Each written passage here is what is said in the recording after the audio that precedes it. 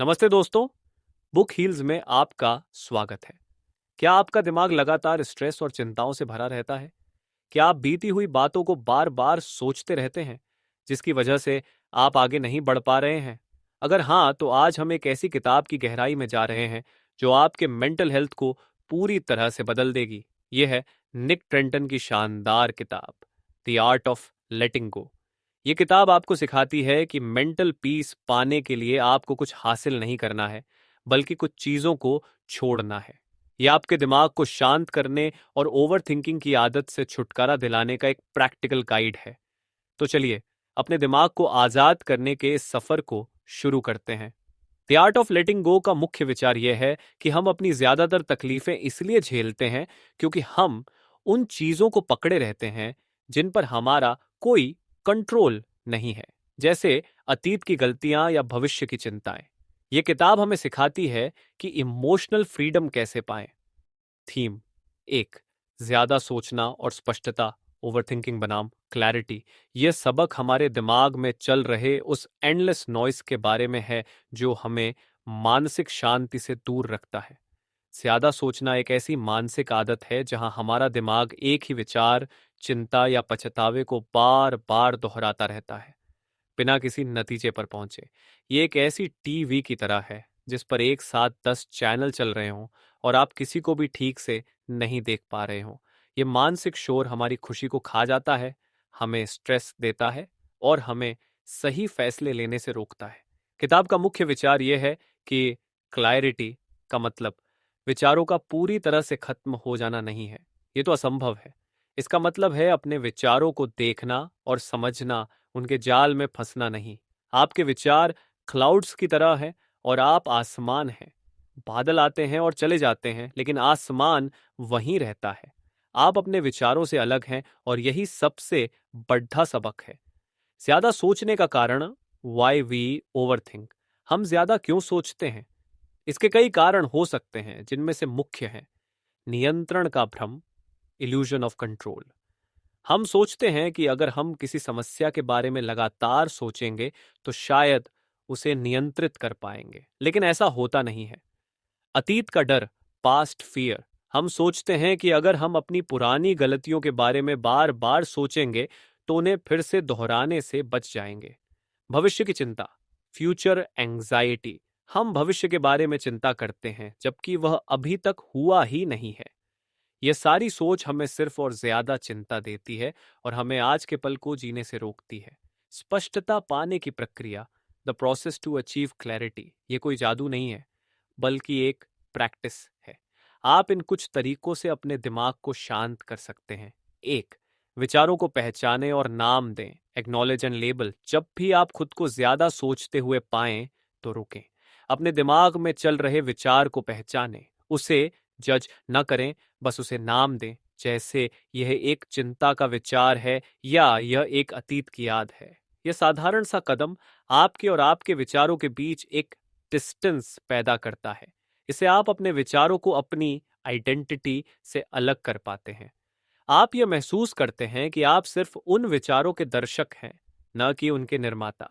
दो, यह सिर्फ एक विचार है, जस्ट ए थॉट। इस अभ्यास को और आगे बढ़ाते हुए हर बार जब कोई नकारात्मक विचार आए तो खुद से कहें, यह सिर्फ एक विचार है। उदाहरण के लिए, अगर आपके दिमाग में यह विचार आए कि मैं इस काम के लिए काफी अच्छा नहीं हूं, तो बस कहें, यह सिर्फ एक विचार है। ऐसा करने से आप उस विचार की पावर को तुरंत कम कर देते हैं। यह आपके दिमाग को सिखाता है कि आप हर विचार पर रिएक्ट करने के लिए बाध्य नहीं हैं। तीन, कार्य योग्य और अकार्य योग्य में अंतर करें, एक्शनेबल वर्सेस नॉन एक्शनेबल। ज्यादा सोचने की आदत का एक सबसे बड़ा कारण है उन चीजों पर ध्यान देना जिन पर आपका कोई नियंत्रण नहीं है। किताब हमें हमारे विचारों को दो भागों में बांटने के लिए कहती है। कार्य योग्य विचार, एक्शनेबल थॉट्स, ये वो विचार हैं जिनके बारे में आप अभी कुछ कर सकते हैं, जैसे मुझे कल की प्रेजेंटेशन के लिए तैयारी करनी है। इस विचार को एक कार्य में बदल दें, मैं अब 30 मिनट के लिए अपनी स्लाइड्स पर काम करूंगा।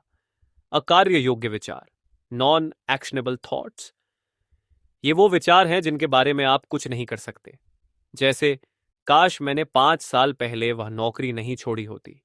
इन विचारों को सिर्फ पहचानें और उन्हें जाने दें।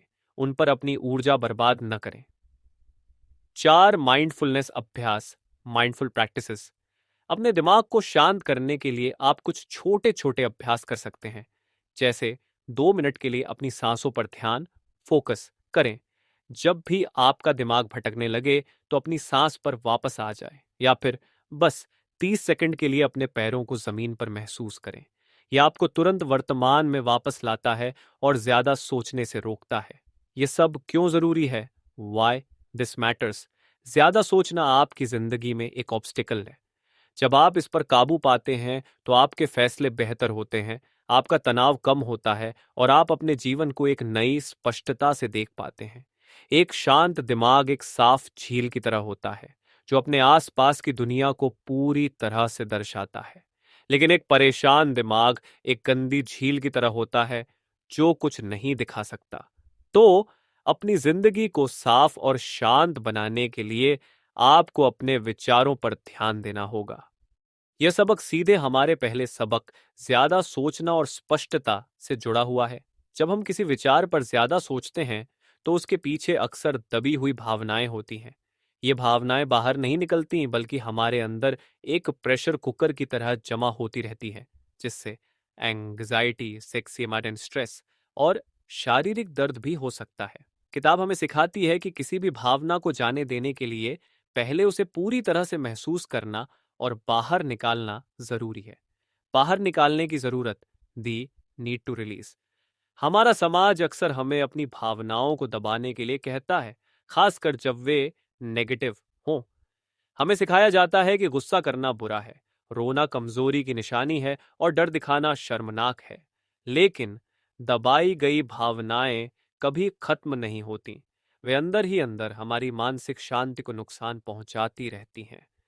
द आर्ट ऑफ लेटिंग गो का मुख्य सिद्धांत यह है कि आप किसी भी चीज को तब तक छोड़ नहीं सकते जब तक आप उसे पूरी तरह से एक्सेप्ट और एक्सप्रेस न करें।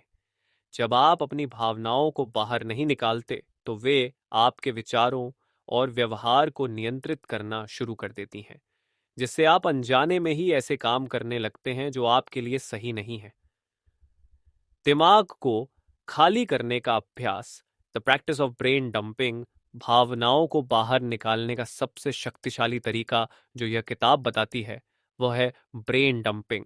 ये कोई फैंसी शब्द नहीं है, बल्कि एक बहुत ही सरल अभ्यास है। इसका मतलब है अपने दिमाग में चल रही हर एक बात को, हर एक भावना को बिना किसी रोक टोक और बिना किसी जजमेंट के एक कागज पर लिख देना। एक कोई नियम नहीं, बस लिखें। No rules, just write. इस अभ्यास के लिए कोई खास नियम नहीं है। आपको अच्छी लिखावट या व्याकरण, ग्रामर के बारे में चिंता करने की जरूरत नहीं है। बस एक पेन और एक कागज लें और सब कुछ लिख दें जो आपके दिमाग में चल रहा है, चाहे वो गुस्सा हो, डर हो, निराशा हो या कोई छोटी सी चिंता हो। उदाहरण, मुझे बहुत गुस्सा आ रहा है क्योंकि मेरे बॉस ने मुझे क्रेडिट नहीं दिया। मुझे डर लग रहा है कि मैं ये काम पूरा नहीं कर पाऊंगा। मैं बहुत अकेला महसूस कर रहा हूं। ये लिखने की प्रक्रिया आपके दिमाग में घूम रही कैओटिक एनर्जी को शांत करने में मदद करती है। 2. खुद को स्वीकारें, एक्नॉलेज योरसेल्फ।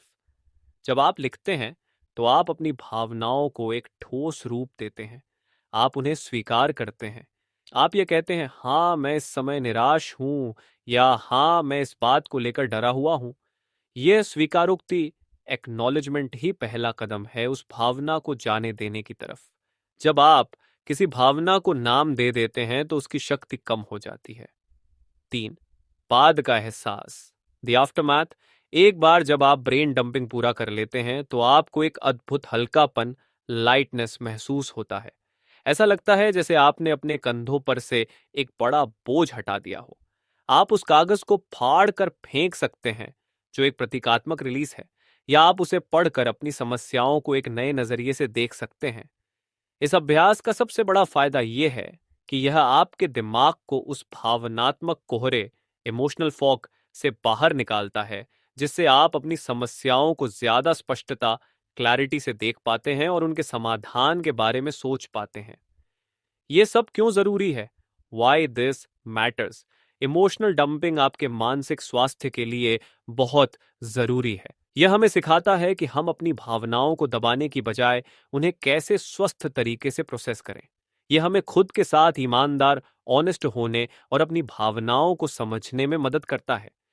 जब आप अपनी भावनाओं को बाहर निकाल देते हैं, तो आपके पास अपने जीवन के लक्ष्यों पर ध्यान केंद्रित करने के लिए बहुत ज्यादा मानसिक ऊर्जा बचती है। याद रखें, ले जा देना अपनी भावनाओं को अनदेखा करना नहीं है, बल्कि उन्हें महसूस करना, उनका सम्मान करना और फिर उन्हें जाने देना है। थीम 3, नियंत्रण छोड़ना, लेटिंग गो ऑफ कंट्रोल। यह सबक हमारे दिमाग में चल रहे उस एंडलेस स्ट्रगल के बारे में है, जहां हम उन चीजों को नियंत्रित करने की कोशिश करते हैं जिन्हें हम कभी नियंत्रित नहीं कर सकते। यह सबक सीधे हमारे पहले 2 सबकों से जुड़ा है। जब आप अपनी ओवर थिंकिंग की आदत को समझते हैं और अपनी भावनाओं को बाहर निकालते हैं, तो आप पाते हैं कि आपकी ज्यादातर चिंता और तनाव उन चीजों के कारण है जिन पर आपका कोई नियंत्रण नहीं है। किताब हमें सिखाती है कि हमारी तकलीफ का सबसे बड़ा कारण घटनाओं का होना नहीं है, बल्कि हमारा उन घटनाओं पर नियंत्रण पाने की बेकार कोशिश है। यह ऐसा है जैसे आप समुद्र की लहरों को अपने हाथों से रोकने की कोशिश कर रहे हो। नियंत्रण का भ्रम, द इल्यूजन ऑफ कंट्रोल। हम सभी को लगता है कि अगर हम काफी मेहनत करें तो हम अपनी जिंदगी की हर छोटी बड़ी चीज को नियंत्रित कर सकते हैं। हम सोचते हैं कि हम दूसरों की राय, मौसम या भविष्य में होने वाली घटनाओं को नियंत्रित कर सकते हैं, लेकिन यह एक इल्यूजन है और यह भ्रम ही हमारे तनाव, फ्रस्ट्रेशन और चिंता का सबसे बड़ा कारण है। जब आप उन चीजों पर अपनी ऊर्जा बर्बाद करते हैं जिन पर आपका नियंत्रण नहीं है, तो आप अपनी ऊर्जा को उन चीजों से दूर कर रहे होते हैं जिन पर आपका सच में नियंत्रण है, यानी आपकी अपनी रिएक्शन, आपके अपने फैसले और आपके अपने एक्शन। नियंत्रण छोड़ने की प्रक्रिया, the process of letting go of control. नियंत्रण छोड़ना का मतलब हार मान लेना नहीं है। इसका मतलब है अपनी ऊर्जा को बुद्धिमानी से इस्तेमाल करना। 1, पहचाने कि आप क्या नियंत्रित नहीं कर सकते। Identify what you can't control. पहला कदम है उन चीजों की पहचान करना जिन पर आपका कोई नियंत्रण नहीं है। इसे एक एक्सरसाइज की तरह करें। एक पेन और एक कागज लें और एक लिस्ट बनाएं। इस सूची में वो सब लिखें जो आपको परेशान करता है, लेकिन जिस पर आपका नियंत्रण नहीं है। मेरा बॉस मेरे बारे में क्या सोचता है, मेरे दोस्त ने मेरे साथ जो गलत किया, भविष्य में मुझे क्या सफलता मिलेगी, शेयर बाजार ऊपर जाएगा या नीचे, मैं बीमार पड़ सकता हूं। जब आप इन चीजों को लिखते हैं तो वे आपके दिमाग से बाहर निकलकर साफ दिखने लगती हैं। 2 सर्कल की तकनीक, द 2 सर्कल्स टेक्निक। इस विचार को समझने का एक बहुत पावरफुल तरीका है 2 सर्कल बनाना। नियंत्रण का सर्कल, सर्कल ऑफ कंट्रोल। इस सर्कल में वो सब लिखें जो आप नियंत्रित कर सकते हैं, जैसे आपकी कड़ी मेहनत, आपका एटीट्यूड, आपकी प्रतिक्रिया और आप क्या सीखते हैं। चिंता का सर्कल, सर्कल ऑफ कंसर्न। इस सर्कल में वो सब लिखें जिन पर आपका कोई नियंत्रण नहीं है, जैसे महंगाई, दूसरों का व्यवहार, अतीत की घटनाएं। किताब कहती है कि आपका काम अपनी सारी ऊर्जा को नियंत्रण के सर्कल में लगाना है और चिंता के सर्कल से अपनी ऊर्जा को पूरी तरह से हटा लेना है। 3, स्वीकृति का अभ्यास, द प्रैक्टिस ऑफ एक्सेप्टेंस। नियंत्रण छोड़ने का मतलब है स्वीकृति, एक्सेप्टेंस। इसका मतलब यह स्वीकार करना है कि कुछ चीजें आपके बस में नहीं है। जब आप ट्रैफिक में फंस जाते हैं, तो आप ट्रैफिक को नियंत्रित नहीं कर सकते, लेकिन आप इसे स्वीकार कर सकते हैं और यह फैसला कर सकते हैं कि आप गुस्सा होने के बजाय एक पॉडकास्ट सुनेंगे। ये एक्सेप्टेंस का एक कार्य है जो आपको तुरंत शांति देता है। ये सब क्यों जरूरी है? Why this matters? नियंत्रण छोड़ने का अभ्यास आपको कई फायदे देता है। कम तनाव और चिंता, लेस स्ट्रेस एंड एंजाइटी। जब आप उन चीजों के बारे में चिंता करना छोड़ देते हैं जिन पर आपका नियंत्रण नहीं है, तो आपका तनाव तुरंत कम हो जाता है। बढ़ी हुई ऊर्जा, मोर एनर्जी। आपकी सारी मानसिक ऊर्जा उन चीजों पर फोकस होती है जो सच में मायने रखती हैं। मानसिक शांति, मेंटल पीस। यह आपको जीवन में एक ऐसी शांति देता है जो किसी भी बाहरी परिस्थिति से प्रभावित नहीं होती। एक कहावत है, नियंत्रण रखने की कोशिश करना एक जलता हुआ कोयला हाथ में लेने जैसा है। आप सोचते हैं कि आप दूसरों को चोट पहुंचा रहे हैं, लेकिन आप सिर्फ खुद को जला रहे होते हैं। इस सबक का सार यही है। थीम 4, दिमाग को बदलना, रिवायरिंग द माइंड। यह सबक हमें बताता है कि बाहरी परिस्थितियों को बदलने के बजाय हमें अपने दिमाग के अंदरूनी पैटर्न्स को बदलना होगा। हमारे दिमाग में सोचने के कुछ तय रास्ते होते हैं जिन्हें हम अक्सर जाने अनजाने में अपनाते रहते हैं। ये रास्ते कुछ नेगेटिव बिलीफ्स और आदतों से बने होते हैं, जैसे मैं कभी सफल नहीं हो पाऊंगा या मेरे साथ हमेशा बुरा ही होता है। ये सबक हमें सिखाता है कि हमारा दिमाग कोई पत्थर नहीं है जिसे बदला नहीं जा सकता, बल्कि यह बहुत ही फ्लेक्सिबल है। विज्ञान इसे न्यूरोप्लास्टिसिटी कहते हैं, जिसका मतलब है कि हमारा दिमाग नए तरीके से सोचना सीख सकता है और नए रास्ते बना सकता है। यह ऐसा है जैसे आप किसी मैदान में एक ही रास्ते पर बार बार चलते हैं तो वहां एक गहरा निशान बन जाता है। उसी तरह जब आप एक ही तरह से सोचते हैं तो आपके दिमाग में भी एक गहरा रास्ता बन जाता है। रिवायरिंग द माइंड का मतलब है कि आप उस पुराने रास्ते पर चलना बंद कर दें और एक नया सकारात्मक रास्ता बनाना शुरू करें। दिमाग को बदलने की प्रक्रिया, the process of rewiring the mind, यह कोई जादू नहीं है, बल्कि एक अभ्यास है जिसे आप रोज कर सकते हैं।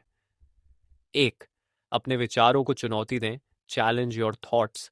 जब भी आपके दिमाग में कोई नकारात्मक या खुद को नुकसान पहुंचाने वाला विचार आए, तो उसे आंखें बंद करके स्वीकार न करें।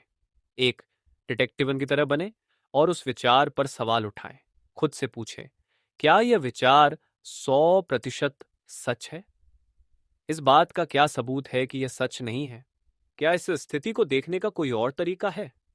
उदाहरण के लिए, अगर आपके दिमाग में यह विचार आए कि मैं इस नौकरी के लिए अच्छा नहीं हूं, तो खुद से पूछें, क्या मेरे पास इस बात का कोई सबूत है? आप पाएंगे कि शायद आपके पास कोई ठोस सबूत नहीं होगा। ऐसा करने से आप अपने विचारों को अपनी भावनाओं से अलग कर पाते हैं। 2, बदलें और नया रूप दें, रिप्लेस और रिफ्रेम। विचार को सिर्फ चुनौती देना काफी नहीं है, आपको उसे एक नए और बेहतर विचार से बदलना भी होगा।